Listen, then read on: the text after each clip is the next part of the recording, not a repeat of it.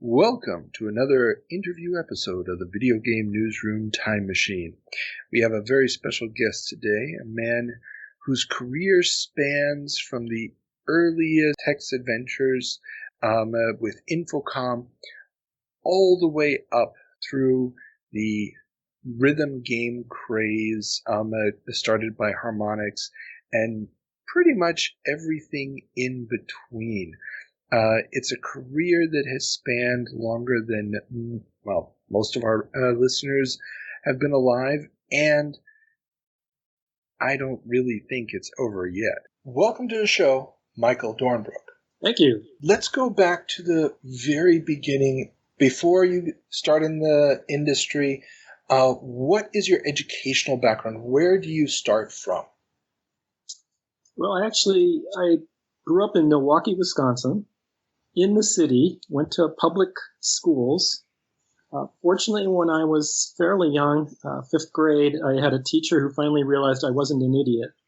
Before that, they all thought I was, and had me tested, and they determined, oh, he's actually smart. So they put me in a special post-Sputnik, catch up with the Russians program called the Superior Ability Program. And we were superior ability pupils, SAPs.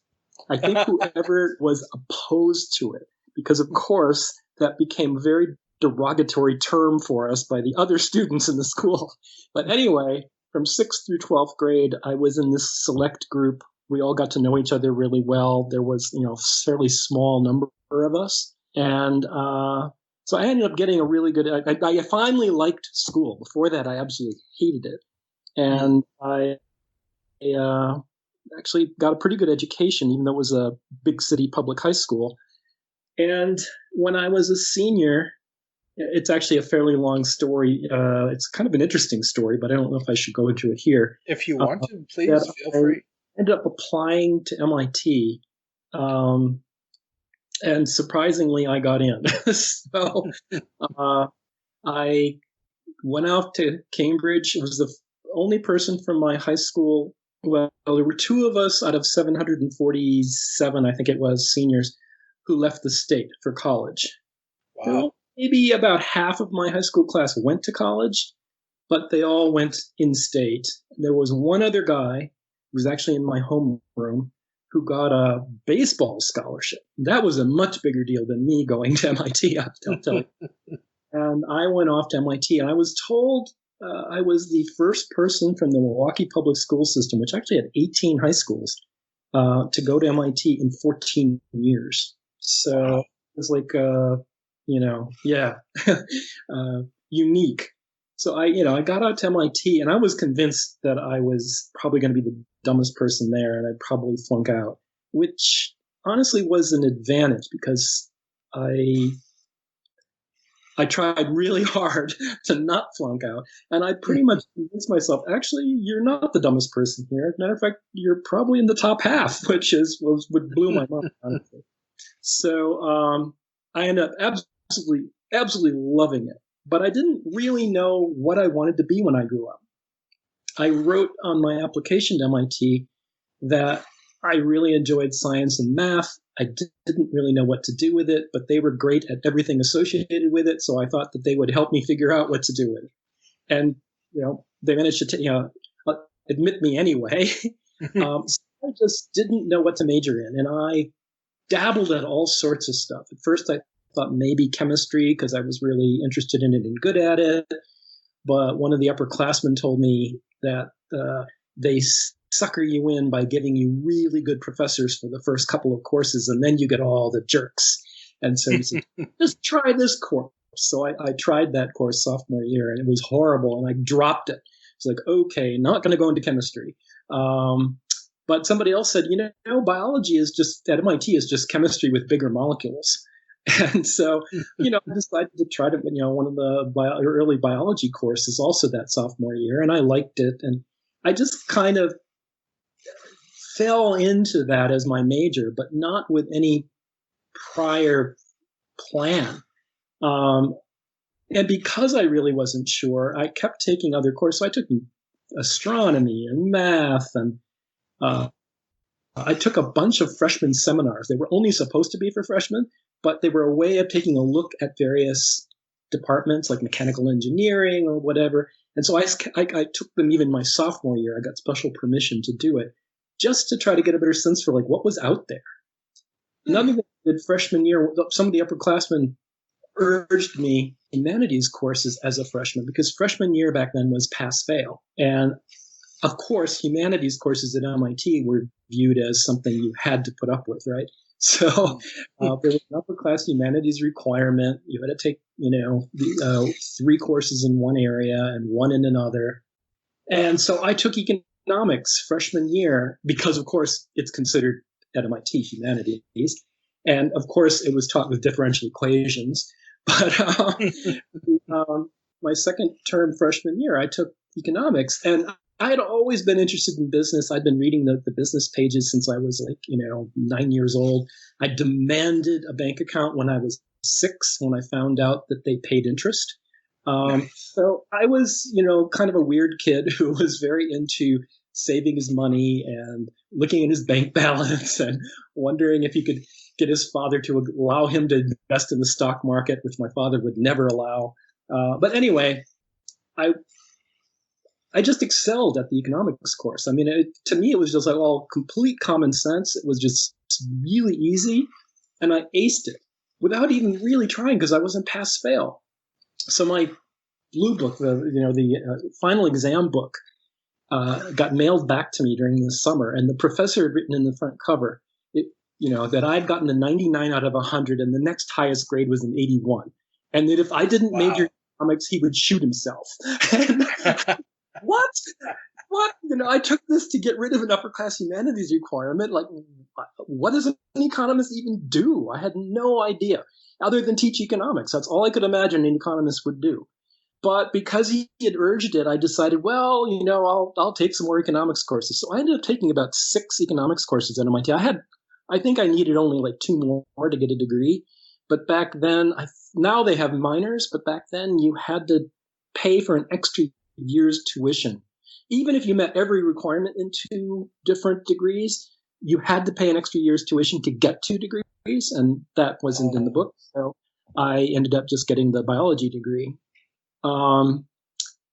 It was a fascinating education in many ways, but I honestly learned far more outside the classroom than inside.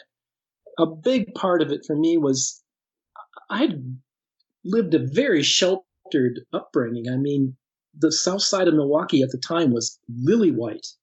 My high school had 2,700 students. There was 1 black. Oh, wow. I never met a Jew before I got to MIT. And then 6 of the 7 people in my living group, freshmen, were Jews. I was the only non-Jew. So I got lots and lots of education in Judaism. But I had a guy down the hall from me. He was born in communist China in a village with no electricity. There was another guy who was the son of a Catholic priest. I mean, I had all these really interesting backgrounds around me. A guy who grew up in Appalachia and self-taught himself math out of books and was off the charts brilliant in math. I mean, I don't know if you've ever heard of the Putnam exam, but it's given by Harvard, I think, runs it nationwide. It's basically, back then, maybe 6,000 math majors around the country took it. And it's a grueling test. It's like 6 hours long.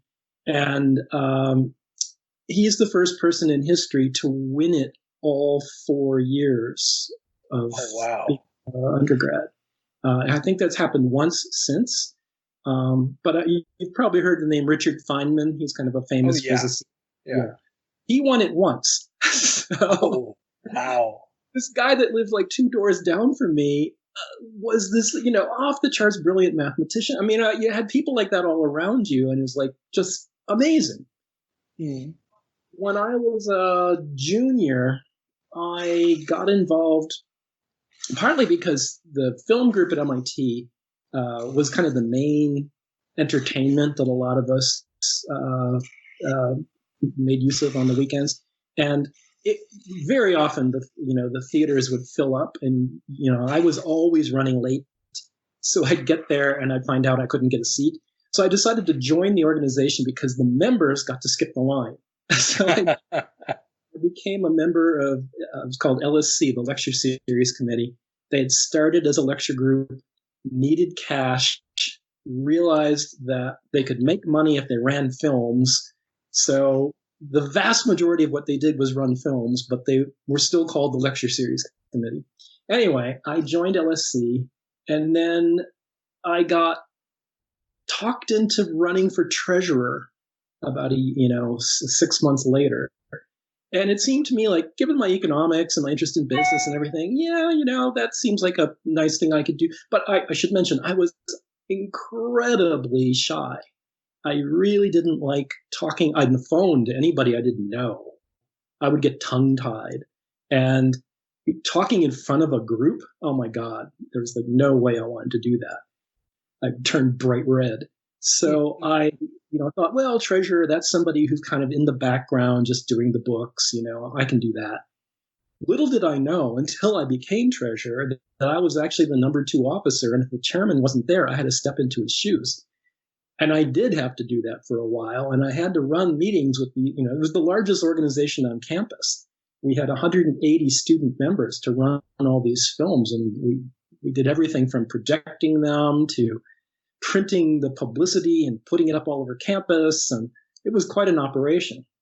So after being treasurer for a year, I got elected chairman, and I really enjoyed it, and I did a great job at it. And I started realizing that maybe something that no academic would ever have told somebody in that era, that actually maybe I should go into business.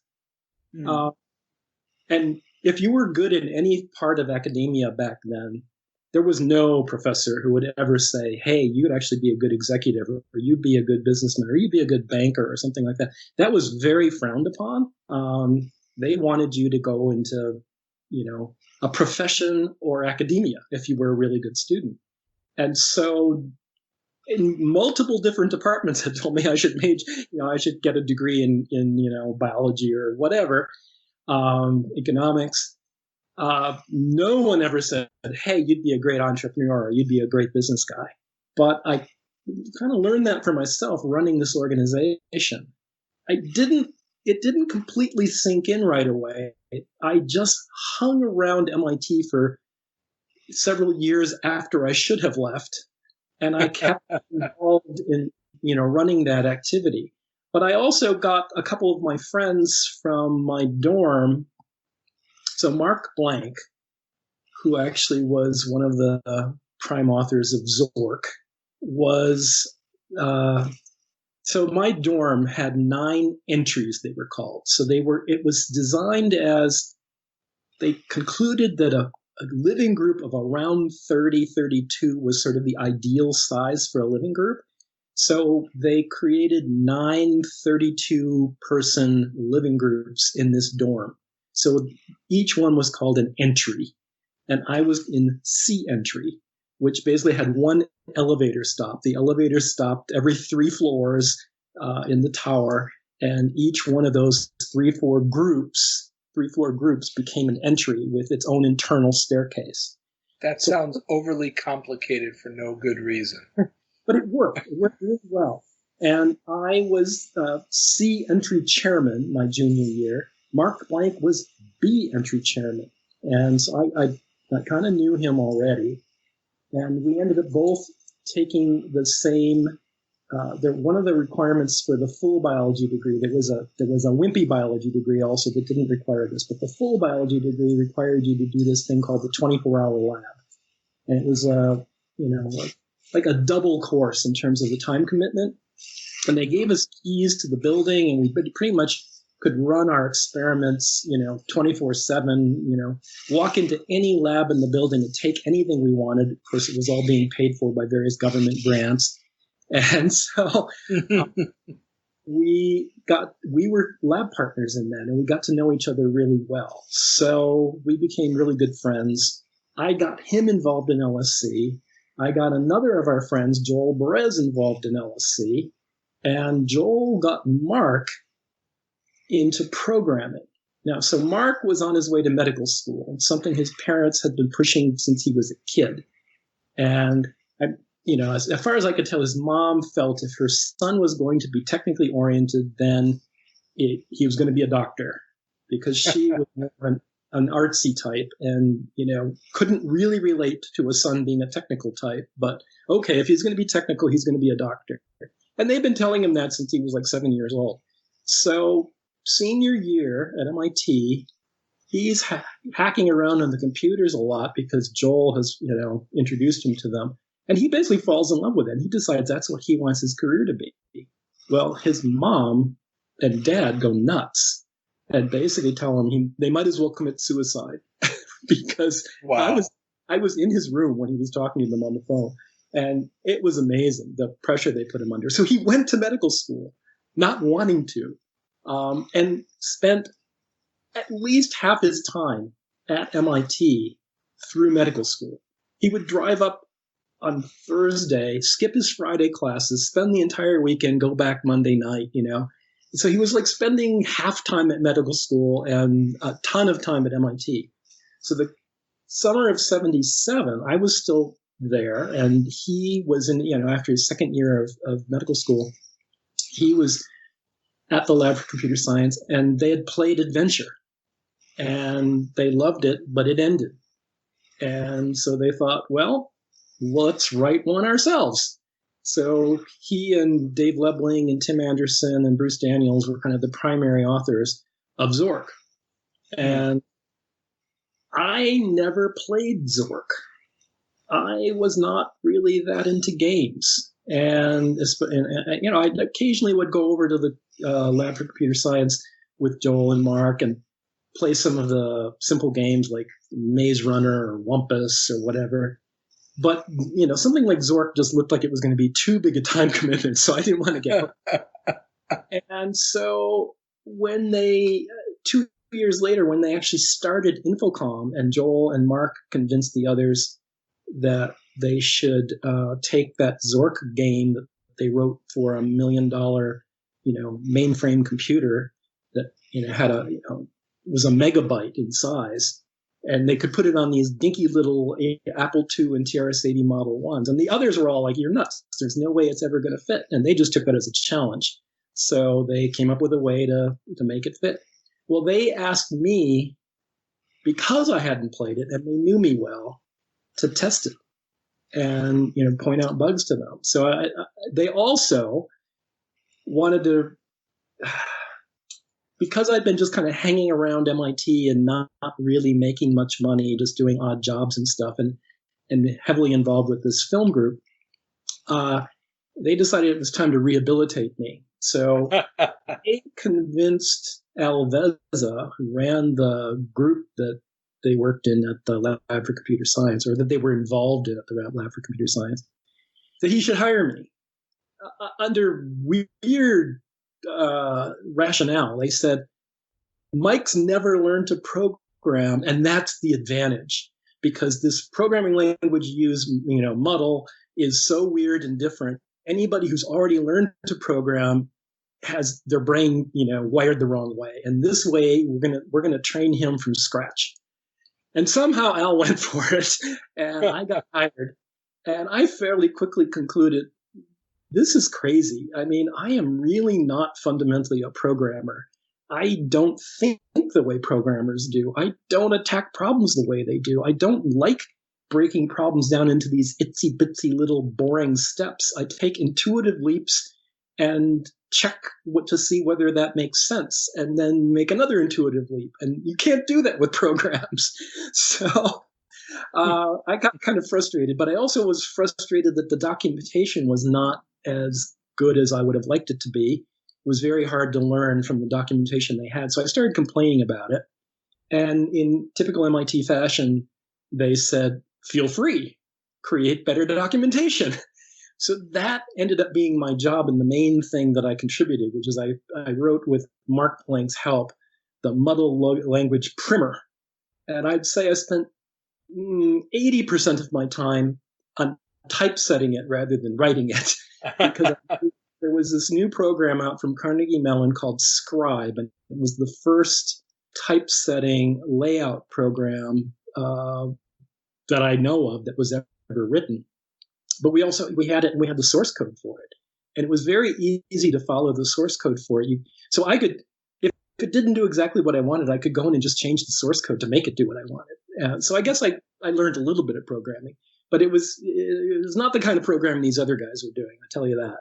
And we had the very first laser printer. Xerox gave us this $100,000 full rack. If you know what like a rack of electronics looks like, 6 foot tall machine. And it turned out a page every like 30 seconds or something. And, compared to today's, dots per inch, nothing. But to us, it was this miracle device. And you could make different size type. You could do italics and bold and all this wonderful stuff. So I spent most of my time creating that programming language primer. And in the course of all of that, I had concluded by then that I wanted to go into business. I wasn't going to be a programmer. And to get the proper credentials, I should probably go to business school. So I decided to apply to business school. And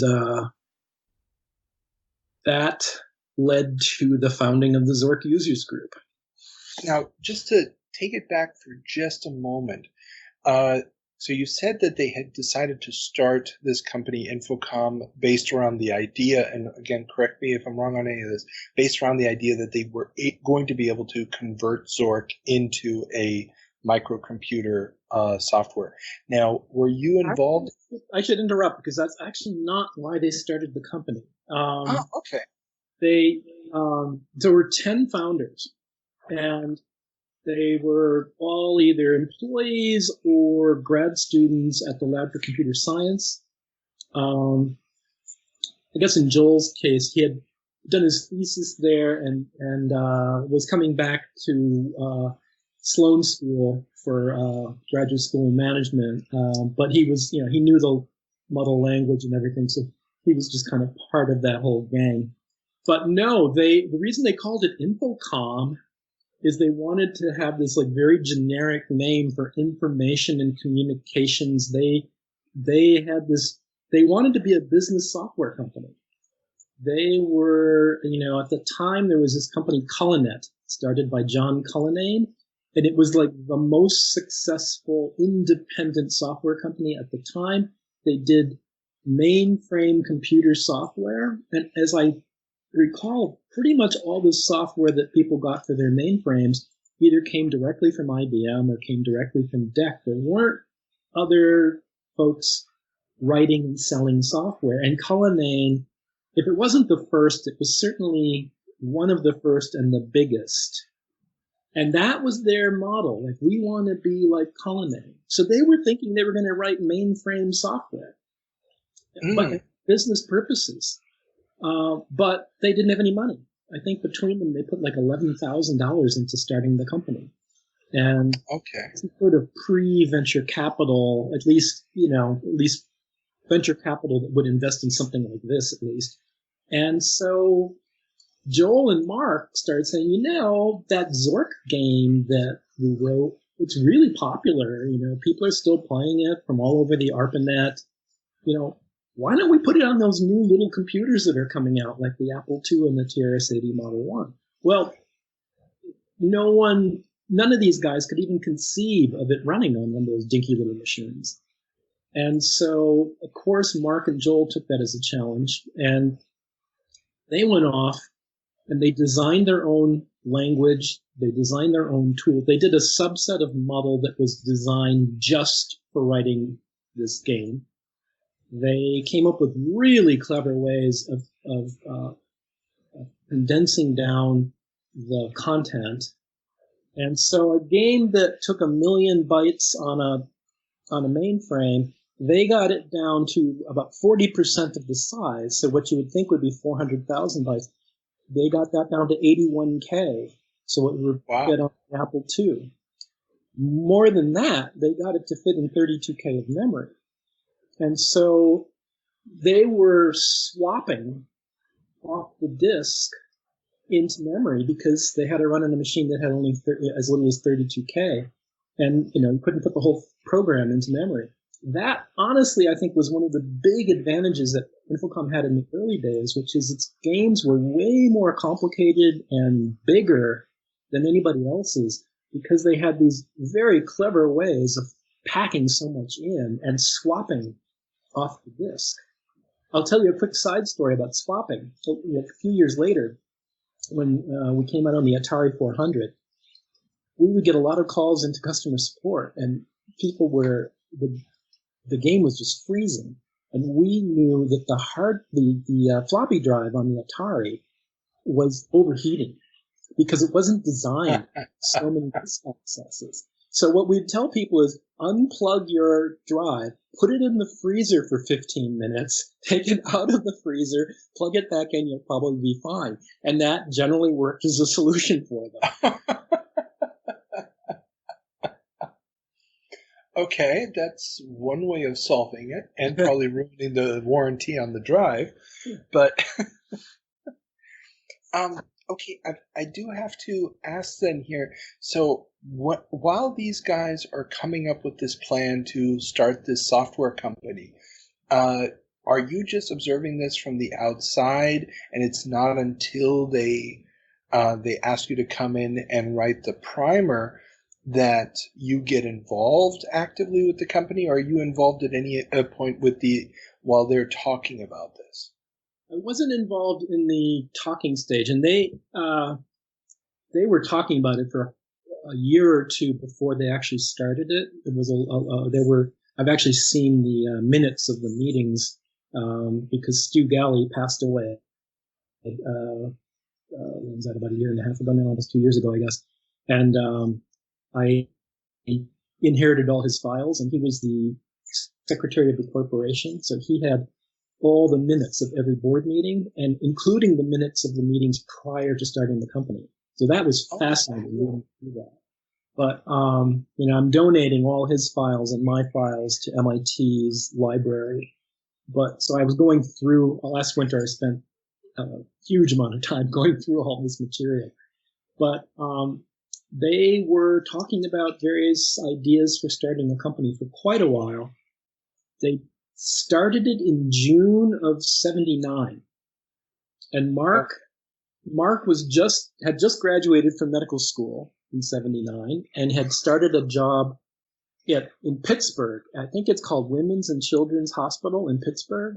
So he was an OBGYN intern, and Joel had gone back to Pittsburgh. His family, he was originally from there, and his father was CEO of a public company, small public company in Pittsburgh called Action Industries. And they had encouraged Joel to come back. So Joel went back from '77 to '79 working for Action. Then he was coming back to MIT to Sloan School.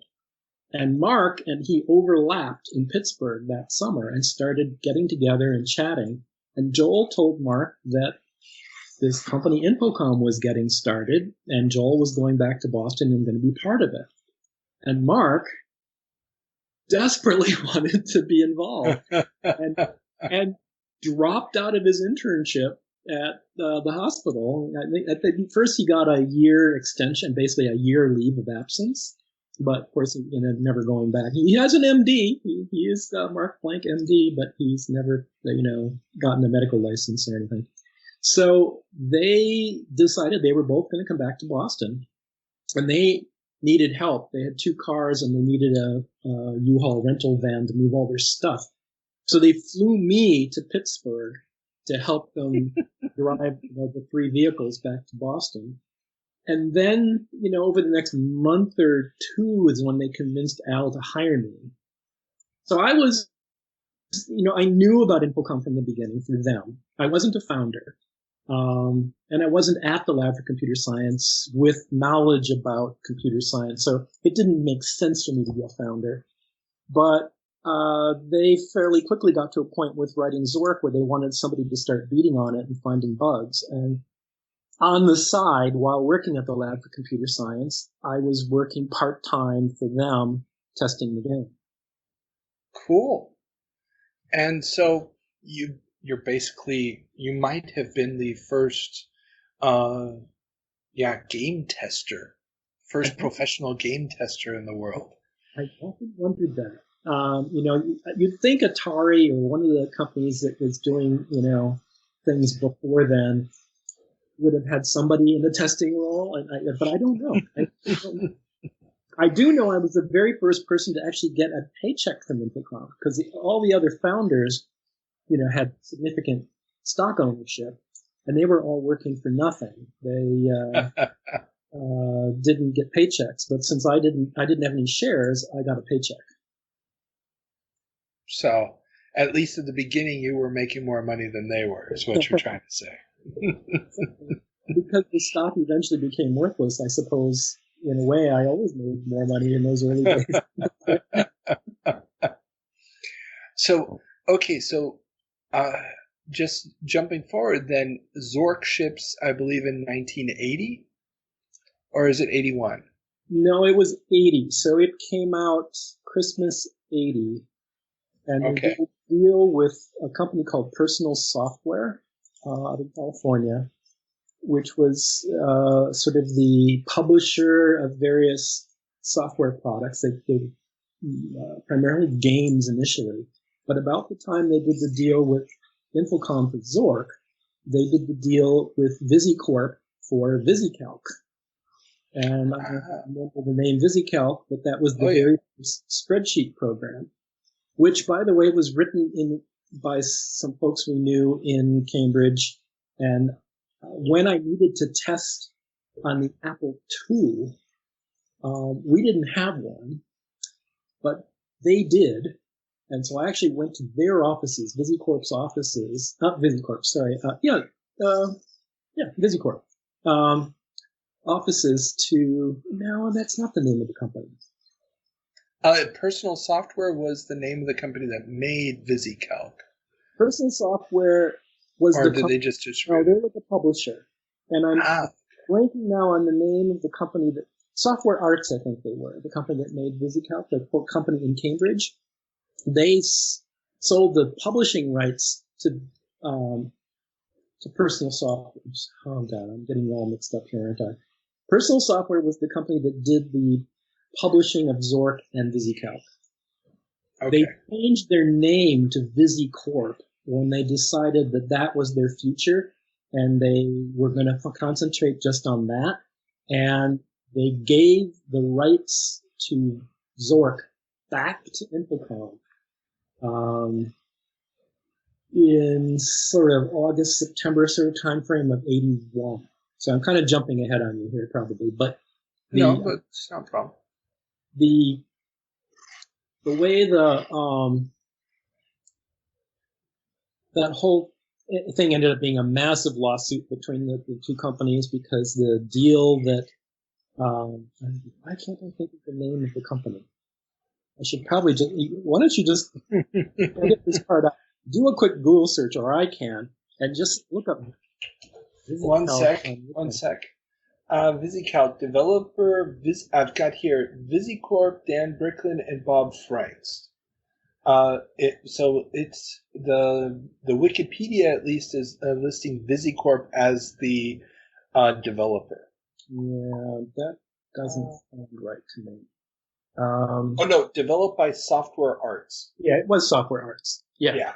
So Bricklin and what's his name? You just said it.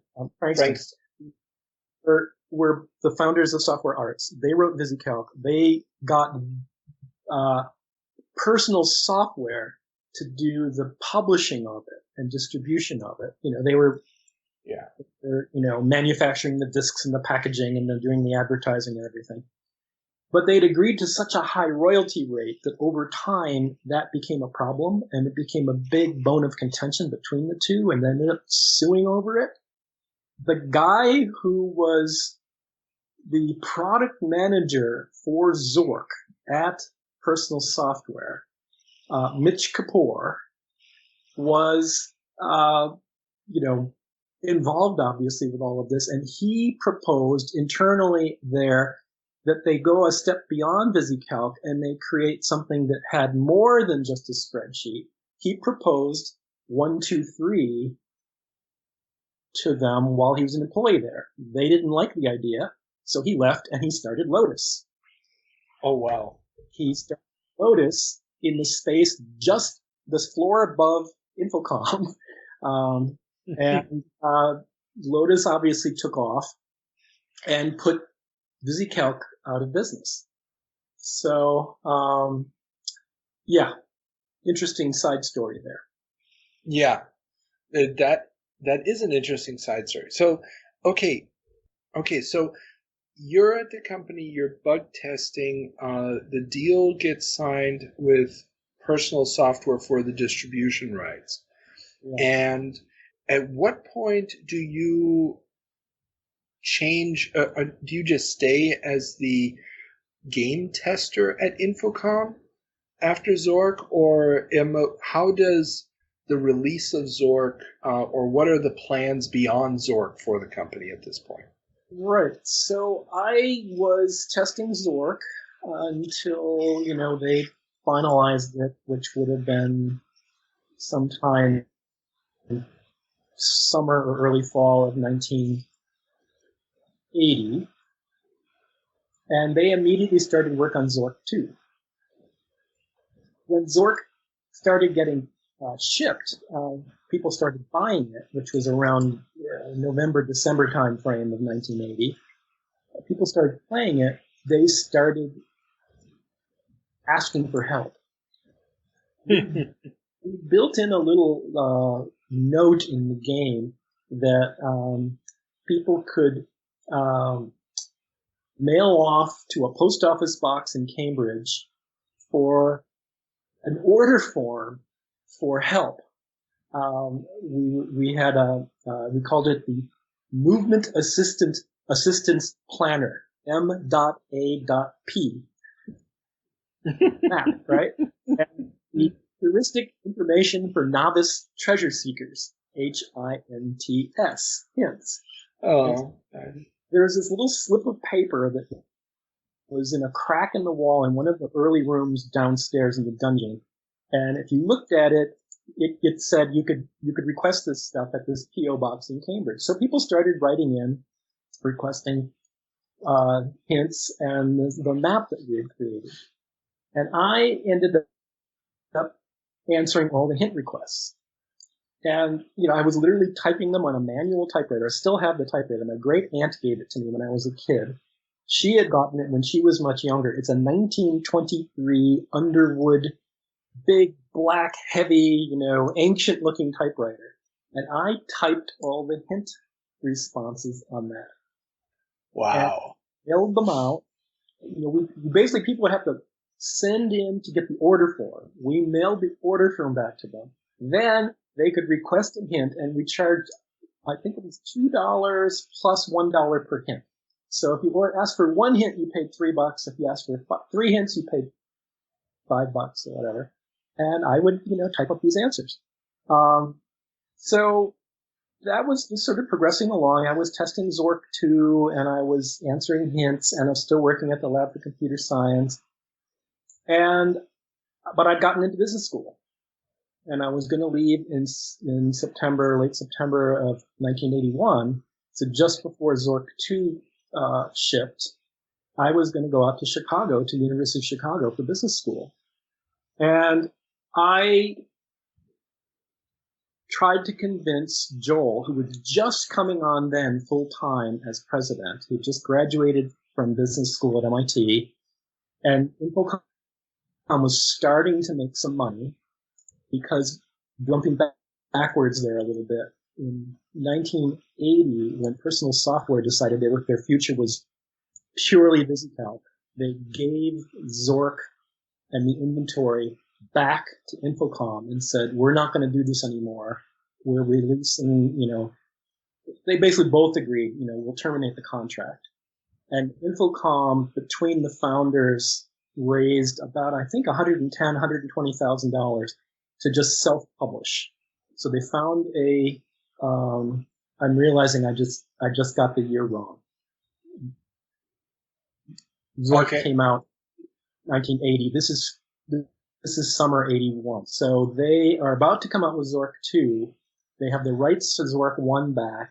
They don't have a publisher, and they're raising some money, and they're about to launch the 2 games together under the Infocom brand with new packaging, a new logo, etc. So I was trying to convince Joel that he should hire my roommate, Steve Moretti, to take my place while I was in business school. I thought he'd be a great tester. He'd already started playing the game because I had the TRS-80 Model 1 on the kitchen table, and he'd started playing it, and he actually was finding some interesting bugs himself. He's a brilliant guy, so I said, you'll really hire him. And they knew him because he was also involved in LSC, the film group, and so they knew him from there. But still is, he's got a really, really cutting wit. Yeah. And he would into Joel in very, very funny ways that all the rest of us found hysterical, but Joel did not. And Joel was not too thrilled with the idea, I don't think, of having Steve working for him. So he said to me, no, we have bigger fish to fry. We need to hire a head of marketing. We need a head of sales. We need these other things. If you think it's such a great idea to do hints and stuff, why don't you just do it yourself? I'll sign a contract with you here and now, giving you the right to do it. And so I said, okay. So agreed on a contract where I had the right to use their trademarks, their copyrights for anything other than software. I could have made films. I could have written books. I could have done anything else. And really? I just had to pay them 15% of my revenue as a license fee. So I agreed to that. And they agreed that they would give me the names of everyone they found out, all the warranty cards that were coming in, and anybody else they found out about. They would give me that information. So not too long after that, they added in I was allowed to put a order form in every package, which of course was even more efficient, right? So I went off and spent a week at my parents' house in Milwaukee before going to business school in Chicago, which is only 90 miles away. And I mentioned to my father and mother that I was starting this business while I was in business school. And I don't know if my father was trying to save me from myself or if he actually meant it, but he said something that totally surprised me. He said, he had just retired literally like 3 months earlier. And he said, I've always wanted to be involved in a small business. And this was news to me. I mean, you always work for a huge company, and I'd never seen any indication that he wanted to be involved in a small business. But he said that. He said, is there a role I could do to help you? And I said, well, we thought about it. And I said, well, what if you handled the fulfillment and all the orders came here? And I'll create the products. I'll answer the hints. I'll do the marketing. I'll do the books. I'll do all of that. But you just handle the fulfillment. And so he agreed. That's how we split it up. I went off to Chicago. And one of the first things I learned in Chicago at the business school was they had a DEX TOPS 20 computer, which is what we were using to create Zork and what we worked on at MIT. At MIT, anyone at the Lab for Computer Science can just walk up to the computer and do whatever they want with it. If you want to load a tape, you just load a tape. At the University of Chicago, they had that all behind locked doors, and there was an operator. And if you wanted a tape loaded, you had to request it of the operator. They didn't want just anyone touching that computer. Well, the other thing was, though, they had only one terminal that was capable of running, of doing editing, where you could back up on the screener. They had one VT100, and it was the operator's console. and I could see it was back in the operator space. So I went in and convinced them that closing at 10 o'clock every night was a mistake because the place was already always jammed with students who were still trying to get homework done, and that they should stay open later, and that I would happily work and keep it open later.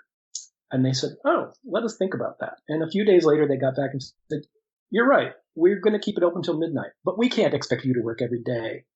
However, because of the extra hours involved, we want to hire you as an operator, and you will have, operator privileges, and you will have shifts. So I got paid to sit in a nice booth with the fantastic, the only good terminal that they had, and generally had very little to do. And I would run the Zork Users Group and answer all the hints using the computer system. But even though I would, and this is, remember, this is 1981 fall. A dollar then is worth about $3 now. So, I was making about $20 an hour answering hints, which is pretty good money if you think about it, right? It's like 6 very good. Today's time. But it was boring as hell. The same questions kept getting asked over and over and over again. So I decided I need to create a hint booklet somehow. But I really didn't want to spoil the game for anyone. I was very concerned that people would stumble across something that would, take away the thrill of solving the problem. So I wanted it to be difficult for them to get an answer so they wouldn't get it accidentally. But I also wanted it to be something that was not easily pirated, because I knew it would, if it was just like written, people would just Xerox it and hand it to their friends or whatever. And I kind of wanted it to be self-destructive, so you wouldn't even just be able to pass it along to somebody else. And so a long story, but I came up with the idea for InvisiClues. And so I created the InvisiClues hint booklets and charged $9.95, which in today's terms is like $30, plus $2.95 postage and handling. So, think $40 for like a 24-page booklet. But one of the reasons I thought it would sell is because these folks who were buying computers back then, who had computers, were wealthy. You looked at these codes, they were Grosse Pointe, Michigan, and Palo Alto, California, and all the wealthiest suburbs, and they were 10% of the list was MD after the name. There were, entrepreneurs and professors and, very accomplished people who were making good money. And the thing was, yes, the game was $39.95, which, in today's dollars is $120. But much more important, they'd put like 30 hours of their time into it, and they were stuck. And they would happily pay to get, through the game or get more enjoyment out of it. So I thought, this is going to work, and it did.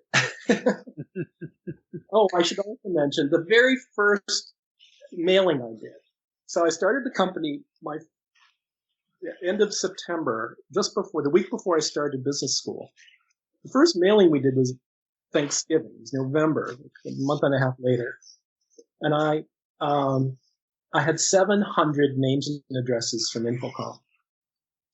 So I mailed this thing out saying, announcing Zork Users Group. We've got maps, we've got a hint service. This is before InvisiClues existed yet, and we had a poster. And you could buy Zork 2 directly from me if you wanted. Oh, really? Okay. No, Infocom wasn't stopping me from selling the games. So I just thought, what the hell? I mean, some of these people might find that convenient. So I stocked the games and I let them buy. So I sent this out to 700 people, and they'd never heard of me before. It's a P.O. box. I'm not giving my last name for fear that they'll track me down and call me. So it looks very anonymous. And I just say, you can order the game from us. You can order. 100 orders came back from that 700. Wow. And I was like, okay, we're in business. Now, just to clarify, the InvisiClues, what were they and how did you get those manufactured? So I'll tell you the story about how they came about. I was struggling to try to figure out how to create this in a way that people wouldn't see anything they didn't want to see, wouldn't have any puzzles spoiled. but also was not easily pirated. And, I'd looked at, scratch off, like the lotteries use, but doing a whole book of scratch off is kind of a mess, and it would have been kind of expensive too. And at the end, you'd have everything, revealed. You could probably Xerox it or whatever. So I didn't really like that idea. I looked at, the sorts of thing where you have letters sort of hidden, but if you use like a really deep colored, like red gel or whatever, you can read them. I looked at doing something like that and didn't really like that idea. And I was back in Milwaukee Christmas vacation and got together with some high school friends for a party. And I just happened to mention that I was struggling with this to one of my friends. And he said, well, why don't you use invisible ink? And I was like, to me, that was like, goofy kid thing, right? And at LSC, we had a printing operation. As I think I mentioned, we did our own publicity. And one of the things I ended up learning was how to print offset printing there. And so I knew a fair amount about offset printing. And I was like, what the hell are you talking about? Invisible ink. He said, well, he'd gone through pharmacy school. And in pharmacy school at the University of Wisconsin, he had a professor who gave these tests where he'd ask a question. He'd give a situation. You've got a patient coming in to fulfill the prescription. They're also taking these other 3 drugs, and here's their medical condition. What do you do? And, A, refuse to fill the approach because it's going to kill them. B, fill this or whatever. And you could immediately, with a marker, reveal the answer. And so you immediately got the feedback of whether you were right or wrong. And the more attempts it took you to get the answer, the worse your score was on that question. So, he's doing this all to me. I'm thinking, yeah, that's kind of clever. So I start trying to find this invisible ink. And I called printing companies, and they acted like I was out of my mind. I called the Printing Institute or whatever they are called in Washington, D.C. They thought I was out of my mind. I called the journals for the industry. They seemed to think I was out of my mind. And I finally called my friend back and said, what in the world is your professor's name at the University of Wisconsin? I got to call his office and find out how he's getting these made. So he gave me the professor's name. I called. I got the secretary, and I said, you make these tests occasionally. And she said, I'm doing one right now. And I said, well, where do you get this from? How is this being done? Well, so she was able to do it with Mimeo, and she said, it comes from A.B. Dick.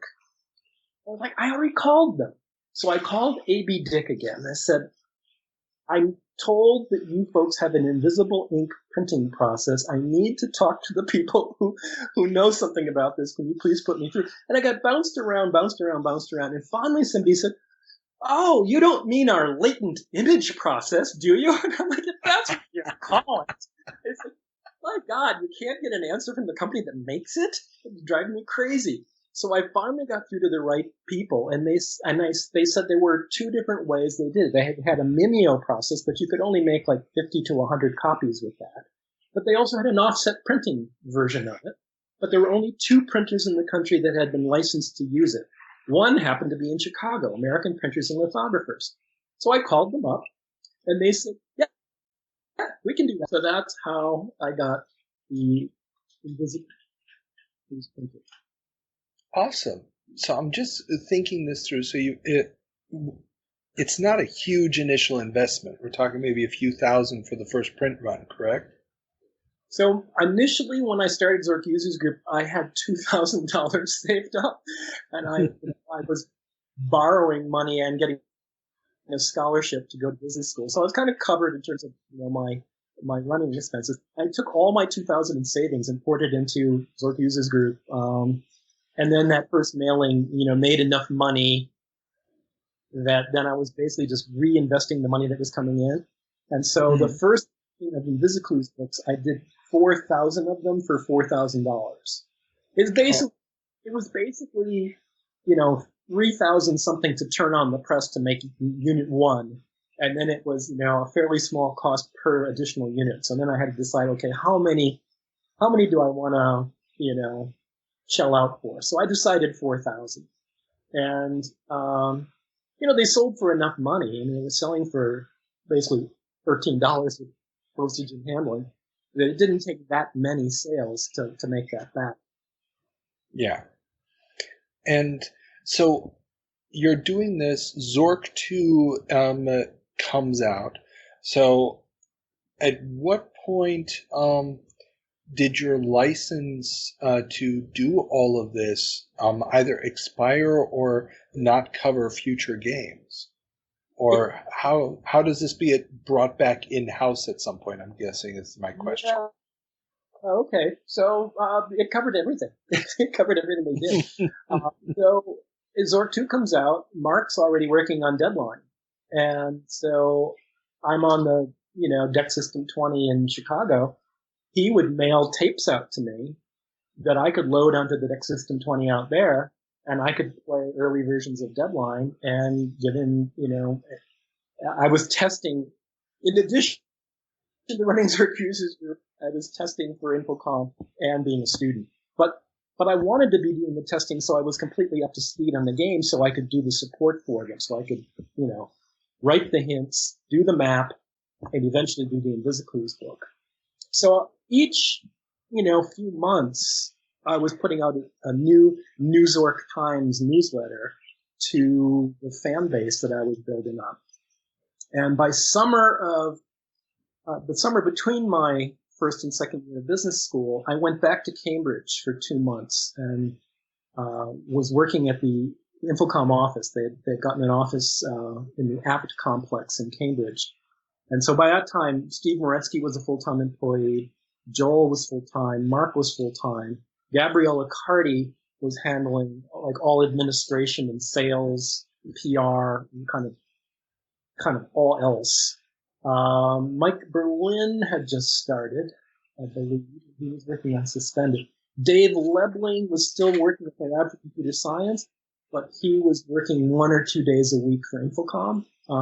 So there was a small group of us there, and I spent the summer working on testing Zork 3 and Starcross, which were both in the works by then. Deadline had come out in the spring.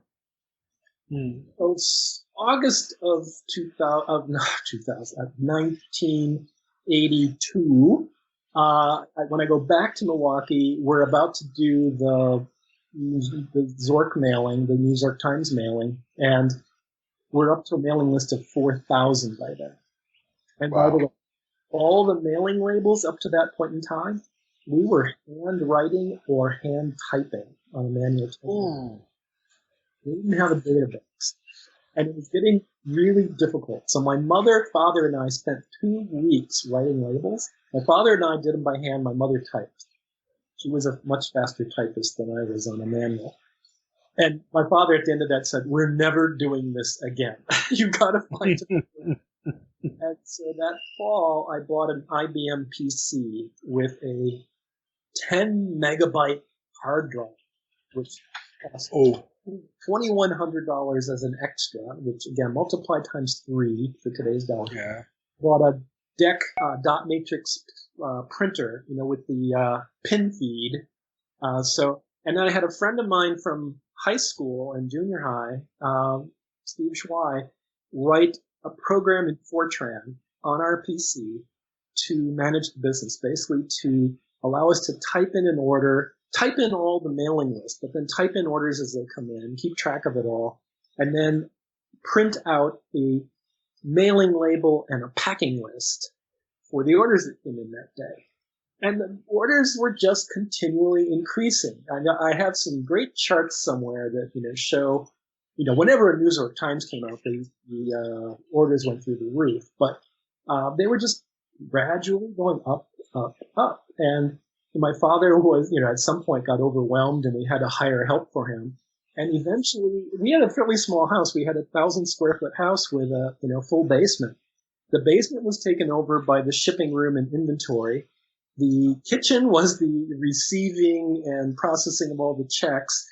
My sister's former bedroom was the computer room. I mean, we basically took over the house, and by the end, we had 5 full-time employees working there with all the orders coming in. And the last mailing I did, so I'm kind of jumping a little, I won't jump that far ahead. So through the winter of 82, 83, it's time for me to figure out, okay, what am I going to do? Am I going to go work in, management consulting? Am I going to, continue running Zork Users Group, which was, picking up at a pretty good pace. I mean,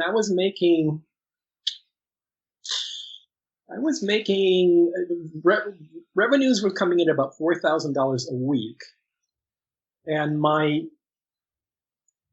net was about 70%.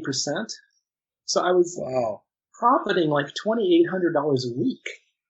So like I could buy a new car like once a month with the money that was coming in, right? I could buy a house in less than a year with the money that was coming in. And it was growing. It kept going up, right? So it was unclear where it was going to end. So I was kind of tempted to keep going. But my father pretty much let it be known that he was getting worn out and we were going to have to come up with some other way of running this. And Infocom wanted me to come back to Cambridge and run marketing because I knew the customers better than they did. And, going back to Cambridge, being with all my old friends, being involved with Infocom, was certainly enticing, right? So around February or March of 83, I agreed, okay, I'll come back and I'll head up marketing at Infocom and we'll fold Zork Users Group back into Infocom. So essentially they bought me out for shares in Infocom. Then I sent out the last New York Times in like May. The list had grown to 20,000 by then. And I basically let it be known, look, I'm switching over. I'm going back to Infocom. There's probably going to be a hiatus for a while on support because we're going to have to get that up and running there. So, get your orders in, right?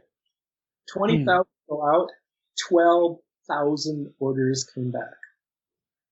Wow. Response rate. That's unheard of. That's 10 times unheard of. So we were going nuts trying to fill all those orders. And I was making money hand over fist. It was like $30,000 a week. And again, multiply times 3. So, I bought a house. I bought a car. I bought furniture. I gave my father a huge bonus. It was just like, why am I selling this? This is nuts. So anyway, I went back to Cambridge in the summer of 83 and took on the job as product manager. Basically, I was given a huge backlog because they hadn't had a marketing guy for the previous couple of years. They had all these things they wanted to do. They wanted to repackage everything. They wanted to set up a trade show booth. They wanted to get a co-op advertising program for the retailers. There was this laundry list of things they wanted me to do. It was way more than one person could do. So I literally worked 7 days a week for about 15 months. It was like October of the following year when I finally took a week off. But I had 2 one-day breaks in that 15 months. Wow. Yeah. But I was loving it. I was worn out, but I was loving it. I'll believe it. And so you take on the marketing. The company is really in a boom phase at this point. And now that you're in the marketing side of it, what is the distribution world for Infocom software and computer game software like at this point? What are the challenges that you see, and what kind of market analysis are you doing? That's lots of questions in one. Sorry. So I could have kept going. Yeah. First of all, the distribution channels were extremely different from what they evolved into. So at the time, most of the stores out there were ma and pa. There were an awful lot of stores that were one of a kind, or maybe a chain of 2 or 3. And there were all these independent owners. And so we you didn't sell directly to them. You sold to distributors that then sold to them. So the biggest distributor was called Soft Sell. And I would say maybe 40% of our sales, something like that, went to Soft Sell. And then they resold to all these little guys who placed their orders. But there were a number of other distributors, as I recall, Ingram and Micro D, and there were like 9 or 10 different serious customers of Infocom. I remember before Zork Users Group shut down, I've going through all these the paperwork I mentioned earlier about Infocom over the last winter. I ran across a report from like 1982 or 83 where Zork Users Group was the 8th largest customer of Infocom. And I was probably only 1% of their sales. So that shows you how quick the drop-off was in terms of sales of games. I wasn't a huge seller of games, but obviously sold a lot of hint booklets and maps. So they were selling through Soft Sell. Soft Sell put out every week the Soft Sell hot list. And they would show, initially, I think it was the top 50 games, and they dropped it to the top 30 games. And they had all these different categories, business software and books and you name it, that were related to the software industry. So it wasn't just games. It was, things like InvisiCalc and stuff like that were on there also. But there was a game section versus a business section versus a learning section. And that came out every week, and we dominated that for years. We always had multiple games on the list. I remember at one point I've got out of 30, the top 30, all 12 Infocom games were in the top 30. I think 3 of them were top 10. Zork 1 hit number 1 on that list 4 years in a row, at least at some point in time. Because as new machines came out, we were able to very quickly get our games working on the new machines because they were, and because the way the games had been written, they'd been written in their own language with just a small interpreter program written for the computer itself. As soon as that computer interpreter was written, all of our games would run on that machine. So we usually within a month or 2 after getting a new machine could have the interpreter written and get all our games out on that machine. So very often we had no competition for a while. Like when the Mac came out, it came out in the end of January 84. And by June of 84, all of our games were on the Mac. And there were only 2 or 3 other games available for it. So we had no competition for a while. And that happened machine after machine after machine. So in the early days, we at one point, I think we were running on 22 separate microcomputer systems. Wow. We were on the Osborne, and we were on the Compaq, and we were on the DEC Rainbow and the NEC APC, and all these design. And some of the companies actually, we didn't view something like, NEC as it's going to be a big money maker. So some of these companies gave us incentives to get on their machines. So, there were often deals like DEC Digital Equipment wanted us on their DEC Rainbow. They decided they were going to compete with IBM PC, and they put out their own PC. And it failed miserably, but they paid us enough money to make us happy, to put all our systems. So, I don't know if that answered that was part of your question. You asked about distribution. What were the other parts? Now, part of it you've already answered, which was the competition analysis. So, who were Infocom's competitors, and related to that, how would you position the Infocom product to the retailers and to the consumers, given that competition? So Sierra Online was definitely a competitor, and they were doing adventure games, and they were doing them with, the kind of graphics you could put on those very early machines, which was very minimal, especially given the limited amount of disk space. So we we really heavily played up the fact that our games were games you played in your imagination, that we didn't waste space on dopey graph. But we even had an ad. I don't know if you've ever seen it. I can send you a scan of it. It says, Oh, please, yes. would you shell out $1,000 to match wits with this? And it was a really blocky, ugly little graphic of a creature. And the whole point of it was, our games paint the pictures in your imagination that these computers can't even come close to painting. So we played that up really heavily. We had an ad. We stick our graphics with the sun don't show, which was in many ways our most powerful ad. It was so powerful that we had to pull it because we were getting complaints about it. I wanted to keep running it because the fact that we were getting complaints to me indicated it was very effective. And years and years later, even decades later, I had people quoting it back to me. And so, they clearly made an impression. But Ken Williams at Sierra, the founder of Sierra Online, wrote us a really, he was very, very unhappy with our ads and felt that we were, attacking his company. Now, we never said anything about his company, but, yes, implied it was attacking his company. And it was really hurting his sales. He indicated. He ended up, surviving and doing okay and selling his company for a lot of money later. But he was very, very unhappy in 1983 with that ad. 83 was the we stick our graphics in the sun don't shine, and the would you shout $1,000 to match wits with this? Wow. Okay, yeah, I definitely need to see those ads. I haven't run across those yet.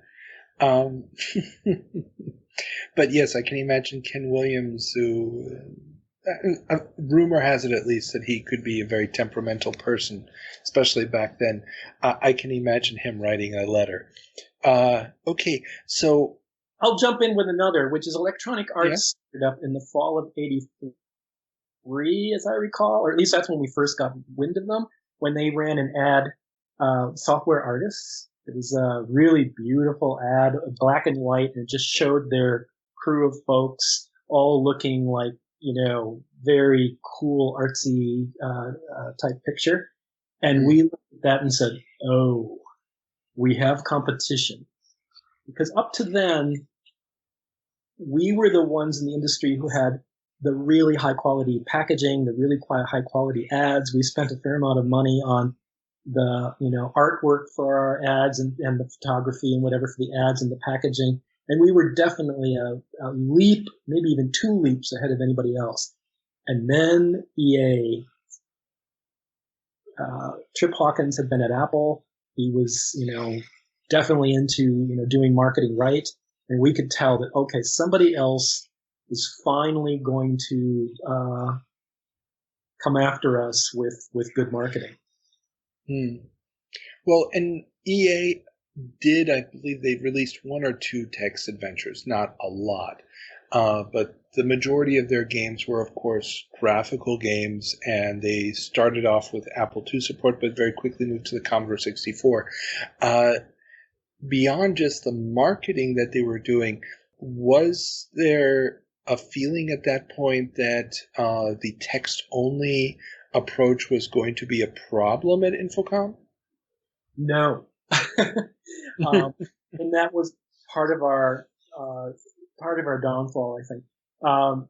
We looked back and said, look, books go back to, Gutenberg and before. There's been all sorts of media that has come out since then that, if you want to just look in the last century, movies and radio and television and books still sell. People still like reading books. Why in the world wouldn't text adventures follow the same sort of evolution? I mean, it doesn't matter that people come out with graphical games. These text games still have something to them that, you don't get in a graphical game. And so we didn't think that sticking with text was going to be a problem. And we also kind of felt like it would be shooting ourselves in the foot. Initially, we were thinking, like, if we put graphics in, especially after those ads, we took our graphics for the sun, right? We'd be kind of going back on our whole philosophy.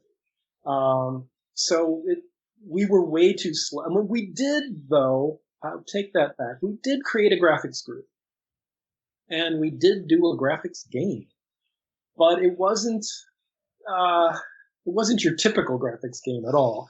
And we felt that graphics needed to be machine independent. That one of our strengths was our machine independence. And we wanted to do machine independent graphics. Well, the problem with that was it didn't work the way text did. Do machine independent graphics, you kind of had to do least common denominator graphics back then. There was no equivalent of, Adobe to, be able to do, vector graphics or whatever on whatever kind of equipment and make it all work. If you were going to do graphics and store it and have it work on the PC and the Commodore and the, Atari and, all these other systems, you couldn't make the Mac look as good as the Atari. I mean, the Atari looked as good as the Mac. What am I saying? So, you ended up having the graphics on the higher end machines dumbed down. And nobody who spent the money on the higher end machines was going to be happy with that. So we created this game called Fublitsky, which I in marketing kind of always questioned that I just thought it was doomed. But there was a group within the company that was very, very positive about this game. One of the big problems with it, from my point of view, was it was a multiplayer game that required you to keep what you were doing secret. So it's a little like playing Battleship. You're trying to keep a bunch of notes on your own erasable tablet that came with the game. But you're all sitting on one side of the screen. And 3 of the 4 players are told to look away from the screen or close their eyes when the one player who's making his move is making his move so they can't see what he's doing. Well, what? Yeah. Okay, sorry. Is that really going to work? Right? I didn't think so. And so, but they were adamant that, people will go along with it. That's the rule, right? And it's like, no, people will cheat and the game will be destroyed. So I did a whole bunch of focus tests. And one of the things with focus tests is people aren't very honest in them, especially about a new product. They tend to be way more positive about it than they should be. And so the problem with the focus tests was generally people were positive about it, even though in my gut it was a disaster. So we ended up launching it, and it failed miserably. I've never heard about it. I'm looking at it right now on Moby Games, and I can see what you were saying with the standard graphics. It looks like it really is one set of images on the Apple II, Atari 8-bit, and MS-DOS systems. Yeah, they had to be the same on all 3, on everything. Yep. Oh, wow. And it doesn't really take advantage of any of the 3. Right. I mean, it's least common denominator on all 3, and it's worse graphics on each of them than it would be if you just wrote it for that system. Wow. Okay, that is weird. And yeah, sorry, just trying to figure out the logic behind that is hard. It's hurting my brain a little bit that somebody would think that would work. Okay, so you guys saw EA come in. You recognized it as a major, I don't want to say opponent, but real competition. Now, talking about the marketing, what was seen internally, or what was the main driving factor for people purchasing Infocom software at this point? Was it advertising in magazines? Was it articles? Was it reviews? Was it word of mouth? Was it in-store display? What was that mix like in 83, 84? At some point around that time, our ad agency did some market research. And one of the things we learned was that a very large percentage, and I unfortunately don't remember the exact number, but a large percentage of the decision as to what to buy happened in the store. And they concluded that packaging that really stood out in the store was absolutely crucial. And it's one of the reasons we invested so much in our packaging all those years, was because it was determined that was one of the biggest drivers. Now, obviously, there was word of mouth. That one of the things that was a plus for us was a lot of the store. These were mom and pop stores typically. A lot of them became supporters of Infocom. They found that if they recommended it, they had a sense for who was an Infocom type customer. And if they recommended an Infocom game to them, those people would be happy and would be back for more. And therefore it would drive traffic back to the store. So we did a lot to keep the store managers happy. We sent them fairly interesting, we put a fair amount of money into the store manager mailings for each new game, and we tried to do something creative. Wishbringer had the fake nut can where you open it and a streamer comes flying out of it, and it says Wishbringer down. And you know that when a manager gets that, they're going to pull it on all their employees. They're going to pull it on customers. It's going to have, multiple impacts. So we tried to do clever things like that for each new game announcement to keep the store folks focused on us and supporting us. Gotcha. And I'll go a little further. Question. Certainly advertising, people certainly remembered our ads, so clearly they were making an impression. But my sense is that number one was in store. PR, the reviews, people pay more attention to a review than they do to an ad. I mean, the ads are known to be biased, right? Whereas a review could be unbiased, right? And I think the New York Times mailings had a huge impact because we could see even later when we had to cut marketing dramatically, when we sent out a New York Times, it immediately bumped sales through the direct channel more than paid for the mailing, just the direct sales. And we knew it was having tons of indirect impact, where people were buying something at the store as opposed to ordering it from us in the mail. Gotcha.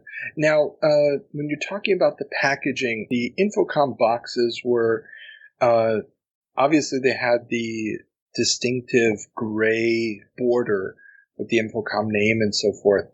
Now that design where I can't remember if it was all of them or a lot of them had, you'd flip it open in the front. You might have some material inside. You'd have the floppies and the manuals or whatever else, and a plastic sealed section on the right, and all those additional marketing material or box materials, the little baggie with the infinitely small space fleet for Hitchhiker's Guide to the Galaxy and stuff like that. Was that part of marketing? Was that something that was decided by the developers of the game? How did that tradition of those little extras come about?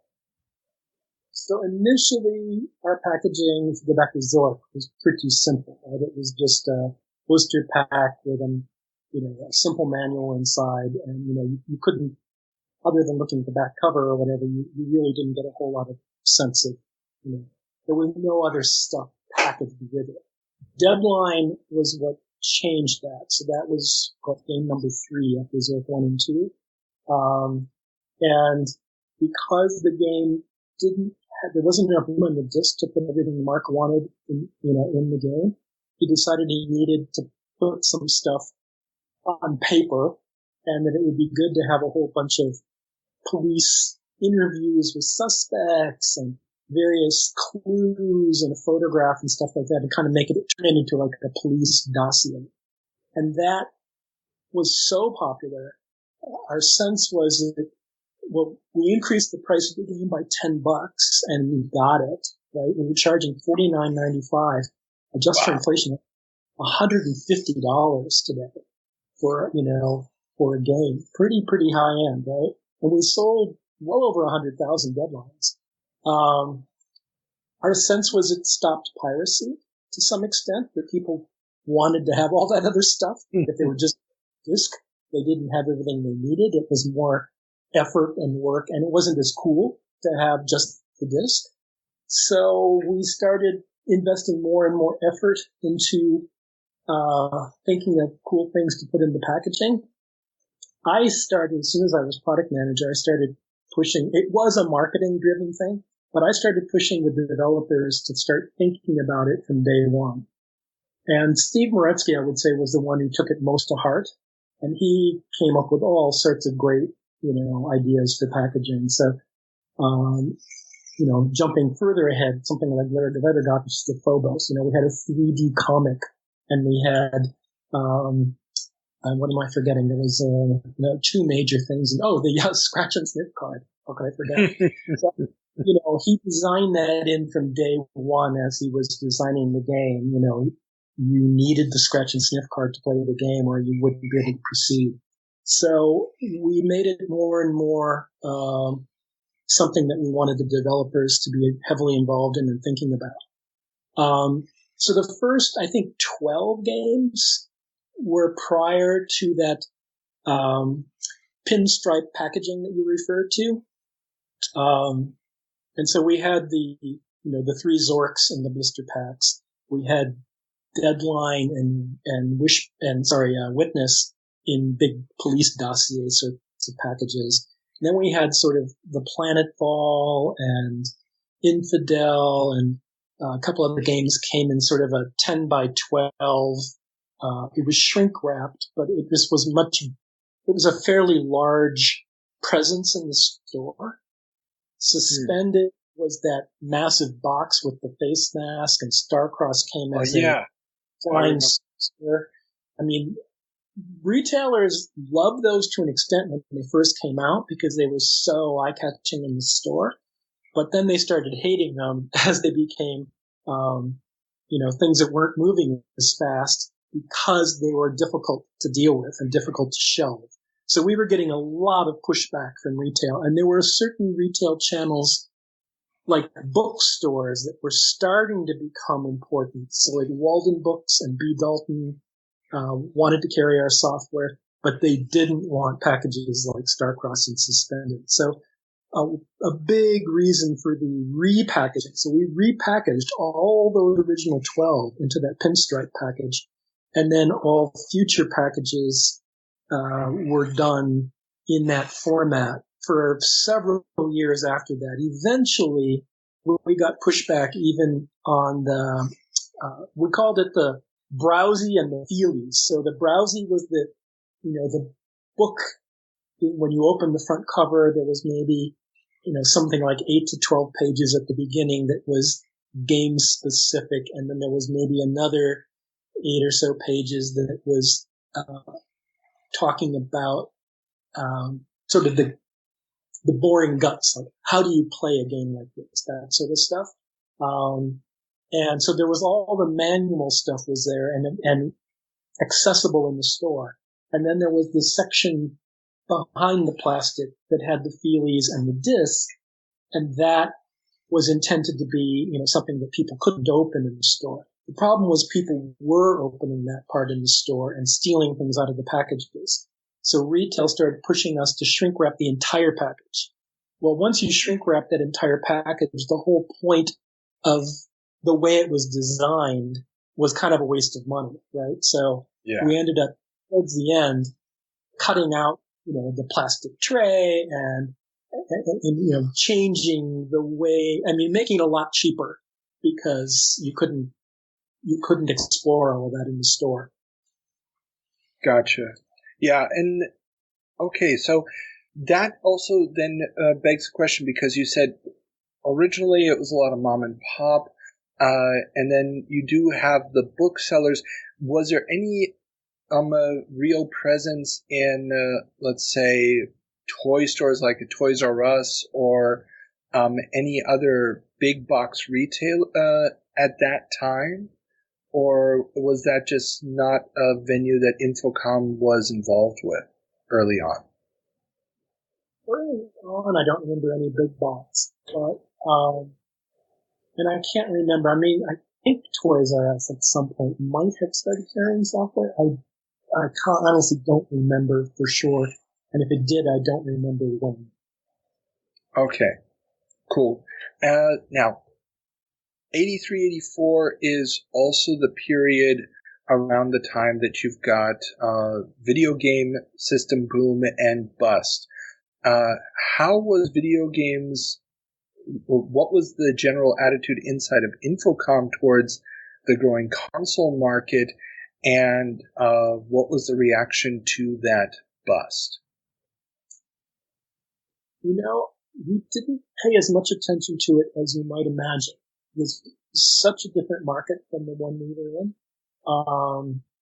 And it busted relatively early in our history, right? I mean, I think the bust started in 83. Was it 80, as late as 84? Can't remember. It was Christmas 83, and then starting into 84 is when all the returns are coming back and the product isn't moving, and yeah. So, you know, I got back to Infocom summer of 83, and that's when things were just really starting to take off in terms of sales. And so we were just completely busy with, you know, with our niche, which was boom. And then we saw the video cartridge, you know, end of the market crashing. So we were not at all tempted to go after that market. We're very happy that we were in a market that was, you know, growing, and it looked like it would continue growing because it was all the predictions were that PCs were going to be getting more and more prevalent in homes. You know, the prices were coming down. They were becoming, you know, way more user friendly in some ways. You know, they were easier to put together. They were, you know, the operating systems were getting better. You know, everything about it was becoming more accessible to more people, and prices were coming down and all that. So we saw that as a market that was just going to continue to boom, and that's where we were planning to stay. Gotcha. Now, so computers are booming. We get into 85, and you start to see the first 16-bit machines showing up. Commodore Amiga, Atari ST, and the IBM is also starting to gain on market share. And obviously, Infocom, we've talked about it already at length, that portability of the games, the cross-platform use, but obviously with larger and larger memory capacities, certain games suddenly are not appearing on all systems anymore.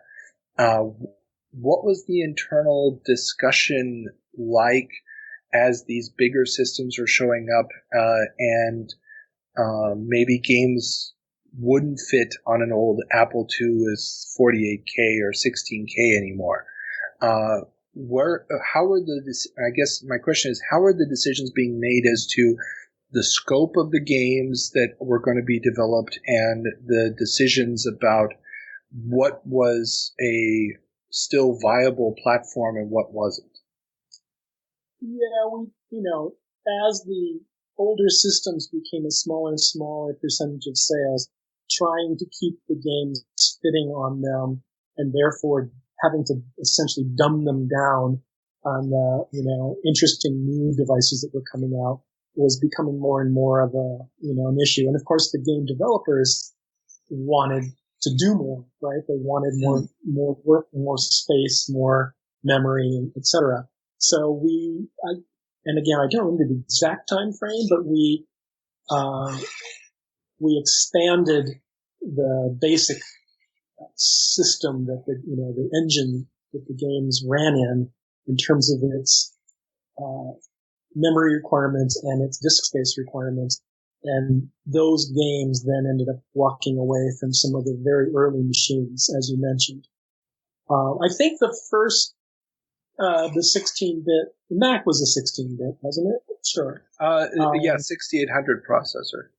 So that was early 84. Did I already talk about the Mac? No, we haven't talked about the Mac at all yet. Well, that's an interesting story in itself, so I probably should talk about that a bit. Yes, please. Well, you may or may not know this, but Steve Jobs was very anti-games. Oh, yeah. He did not personally find them appealing, apparently, but he also didn't want his machines to be viewed as toys. He wanted to keep it more serious. He felt that games somehow subtracted value from the perceived value of his machines. So, for instance, when the Mac was in development, I mean, people knew it was in development. I mean, the word was out. We were, a significant factor on Apple II, and we of course wanted to get onto the Macintosh as soon as possible. And we were hoping that, as a significant developer, Apple would give us a machine before they came out, so that we could launch our software when the machine launched. They would not even talk to us. So we bought a Mac the day they became available, which was, I believe, the day after that 1984 ad, the famous ad you've probably seen that ran once, Super Bowl 1984, and then got massive, it went viral basically, right? In a time when you couldn't share videos. But I mean, it got shown on all the major news shows. It got talked about. People saw it again and again without Apple having to pay for it. So the next day we bought a Mac as soon as we could, and we put one of our microprocessor programmers on it to get, our engine running on it as quickly as possible. And so it took a few months. It was a fair amount of work, but by spring we had our engine running on the Mac, and then could quickly have all of our games available for the Mac. So as I recall, June of 84, we came up with, I think, our 12th game that month, and all 12 of our games were then made available for the Mac. There was almost nothing else available for the Mac. There were maybe one or two other games, and virtually all of the other software was stuff that Apple had developed internally, and it tended to be more business focused. So we had cornered, the Macintosh game market, and the sales were fantastic. I mean, we could not keep them in stock. We couldn't get enough of those little 3.5-inch plastic discs because enough of them weren't being made. And so one of the things we did was we got wind of a company in the UK that had made something like 10 or 20,000 demos, $5 demos of their software, some high-end business software available. We bought them all, and we erased them, and we put our games on. Yes. I'm sure that company was not happy, but I mean, we did everything we could to get hands on discs. And so by the end of, so from June to December, we sold 100,000 units on the Mac. Well, they had only sold 100,000 Macs by then. It didn't go anywhere. The launch of the Mac was nowhere near as successful as Apple and Jobs expected it to be. And, we didn't have a one-for-one. Obviously, not every person who had a Mac won an Infocom game. I'm sure there are, a lot of people who had 4 Infocom games, right? But, but we had sold as many games as they had sold Macs. So I went out to California in December of 84 with a couple of people from the business group, the Cornerstone group, to talk to Apple. And so we'd set up meetings in the morning with the Macintosh folks. We were supposed to meet with Guy Kawasaki, who was their evangelist, and in the afternoon with the Apple II folks. And we had a 9:00 meeting with Guy Kawasaki, and we sat in the lobby and watched him walk by at least 3 times over the course of an hour. And then finally someone came out and said Guy Kawasaki wasn't available and that somebody else was going to meet with us. So we were, but we've seen him like 3 times. Wow. We flew all the way out here to talk to, and we were like one of the biggest, we're probably the biggest in terms of units, independent seller of Macintosh software.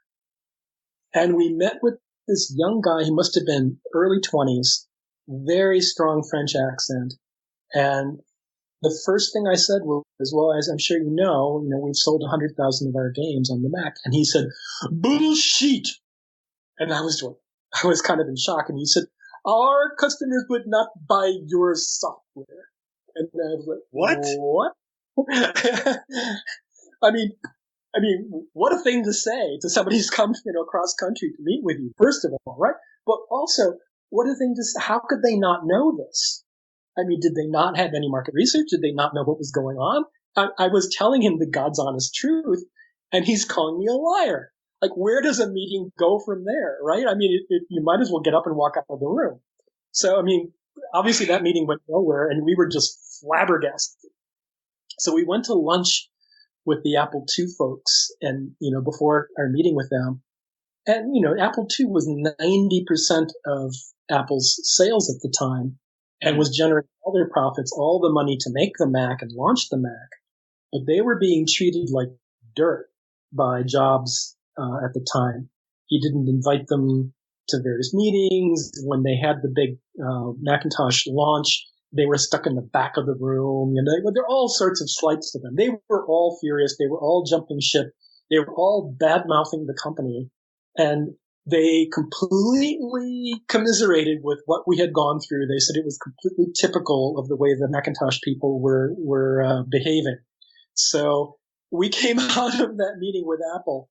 I literally came back to Infocom and said, I think we should probably short Apple because I don't view this as a good sign. And of course, 6 months later, Jobs was, pushed out and sold all his stock almost instantaneously, and the stock price crashed. So, we did very, very well by being out on the Mac first. It did us no good at all with our dealings with Apple. A quick aside: so the business team was with me because they wanted to talk to the Macintosh guys about taking Cornerstone and porting it to the Mac. And the very first question, this guy who's called me, what I said bullshit, was, why didn't you develop it for the Mac? Well, we started development 2.5 years ago. There was no Mac. How could we even have known? And, you weren't providing them to anybody. So there was like no way we could have made this. Of course we made it for the IBM PC first because that was the machine that business people were buying, and that was the one that made the most sense. But really, they didn't want to work with anybody who was supporting IBM's machine. They wanted you to be Apple specific. And of course, our whole strategy was to be machine independent. So we didn't fit very well with Apple's strategy. Gotcha. And sorry, I'm just imagining it and then thinking of all the encounters I've had with Mac users over the years, and it all makes sense. But, wow. Okay, so, that must have been a weird experience. Now, at this point, when does Cornerstone actually get launched? January 85, so like a month later. A month later, okay. And it's only a DOS SKU at that point? Yep. I think for its entire history, it was only a DOS SKU. Gotcha. And, and we need to talk about it because obviously it's a huge deal. Infocom, obviously the people listening to this show are familiar with Infocom as a game developer. Take us back to those 2.5 years before when the Cornerstone project goes into development. We talked originally, when you said the founding of the company, there was a question, okay, what do we develop first? And Zork already existed, but obviously the idea of doing utility software, productivity software never died. Was that the first productivity product that Infocom attempted, or were there others before Cornerstone? There was talk very early and before they incorporated of other things they might do, but Cornerstone was the first that they actually did do and put time and money into. And the way it came about was Brian Berkowitz and Rich Olson, who were two grad students at the Lab for Computer Science on the same floor with us, and they knew the language, the model language, both of them.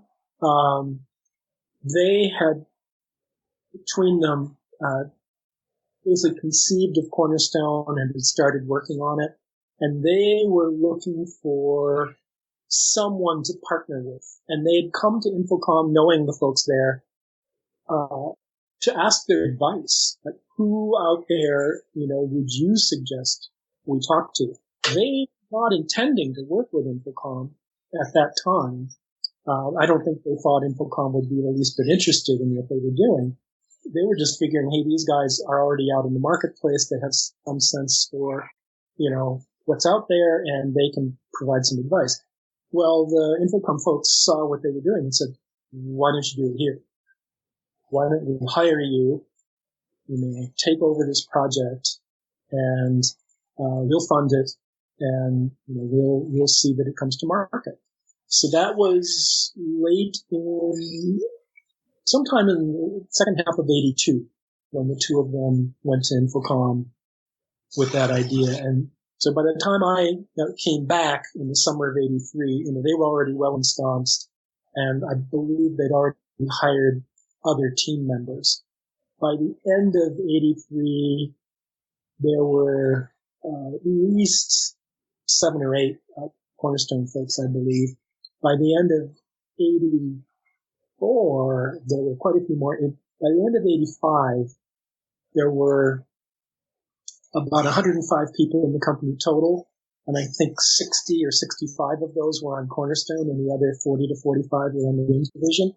So all the was being generated by the 40 to 45, and we were spending an absolute fortune on Cornerstone.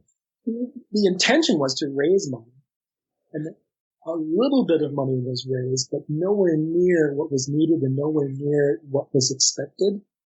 And part of the problem was, I think high-end management issues. Chairman / CEO Alveza was not great at that. Let's put it that way. And partly there was a market dip. So in 1985, technology stocks, technology companies took a hit. And I don't remember exactly what drove it, but everything kind of went down that year. And the expectations for how much software was going to sell and how much hardware was going to sell weren't met. Financing dried up. We had a line of credit with the Bank of Boston. They got nervous about their exposure to high tech, and suddenly in the summer of '85, they started squeezing us very unexpectedly. I mean, the way we found out was they bounced the first paycheck to our new sales director. That's how we found out that Bank of Boston was cutting back our credit. So 85 was a very, very difficult year to raise money, and that's when we were trying to raise money for Cornerstone. We're going to end our story right there for now and check back in with Mike for part 2 of our interview with him to find out what will happen next to Infocom, where will it go, and what great adventures still lie ahead in his career in the software industry. Till next time, have fun